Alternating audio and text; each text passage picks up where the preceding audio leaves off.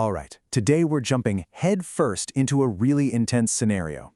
Imagine this, a coordinated US-Israeli attack on Iran, and the goal? It's not just about military targets. The goal is to undo the 1979 Islamic Revolution itself. So we're going to explore what that could possibly mean for Iran, for the whole region, and honestly, for the rest of the world.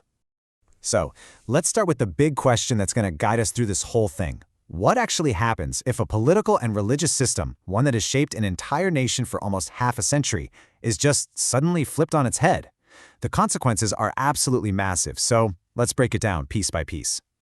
So to really get a grip on this crisis, first we've got to understand what's actually being targeted here. And that's the very foundation of the Islamic Republic, which was all put in place way back in 1979. You know, the 1979 revolution wasn't just some small political shift. It was a seismic event.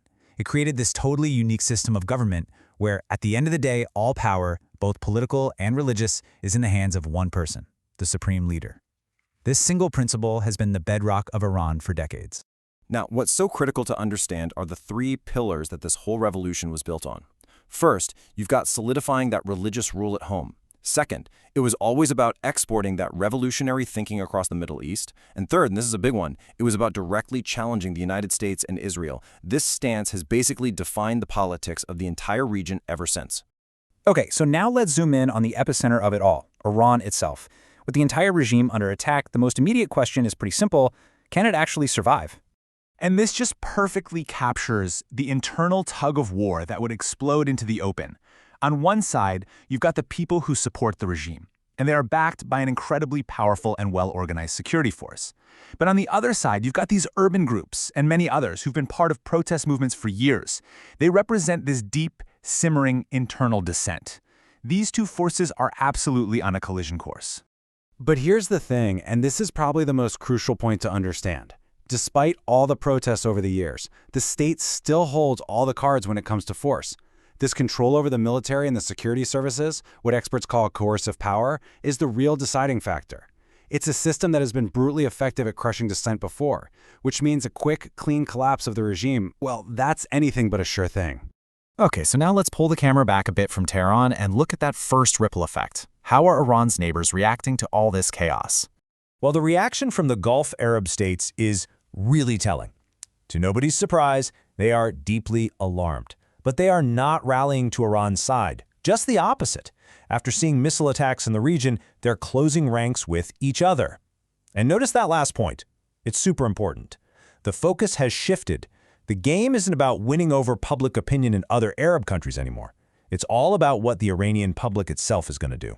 And believe me, the shockwaves from Tehran don't just stop at the border. They're already hitting global energy markets and completely scrambling the great power chessboard.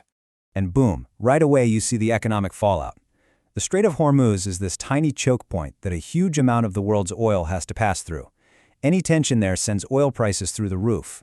It's a really dangerous echo of the 1980 oil shock, which, by the way, was also tied to the Iranian Revolution. And this right here, lays out the massive geopolitical stakes. Think about it. A new, pro-US Iran would completely change the game. Sanctions would probably get lifted, all that Iranian oil would hit the market, and for Russia and China, it'd be a huge strategic defeat. It would basically undo decades of Iran's entire identity as a challenger to the US-led world order. Now, to make these global shockwaves feel really concrete, let's zero in on the dilemma for just one country, India. For New Delhi, this crisis isn't some abstract foreign policy problem. Nope. It directly affects millions and millions of its people. Just look at that number for a second. 9 million. That's how many Indians are living and working in the Gulf. This isn't just a political issue anymore, it's a potential diaspora crisis of epic proportions, with the safety of millions of people suddenly at risk. And here's the economic piece of the puzzle. It's a huge one. Of the nearly $120 billion that flow into India from its citizens abroad, a massive chunk of that comes directly from these Gulf countries. The UAE alone is almost 20%. Any instability in the region is a direct threat to the money that supports countless families back home. And these connections are just deep, and they're constant. We're talking millions of people traveling back and forth between India and the Gulf every single year for work, for business, for family. It just drives home how deeply intertwined India is with the stability of this exact region. So what you have here is India trying to walk this incredibly fine tightrope. The risks are huge and immediate. Energy supplies get cut off, security threats go up. But there's also a potential opportunity on the other side. A less hostile Iran could be a really powerful economic partner down the road. The challenge for India is how do you navigate these massive shifts without getting completely crushed in the process? And really, this quote just says it all, doesn't it? What happens in Tehran doesn't stay in Tehran.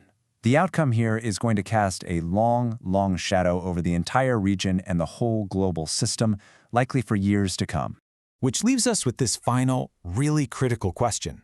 When the actual foundations of a region are shaken this violently, it's just impossible to know for sure what comes next. The old way of doing things might be gone, but the new one hasn't been built yet. So when these geopolitical tectonic plates shift, what on earth is going to rise from the rubble?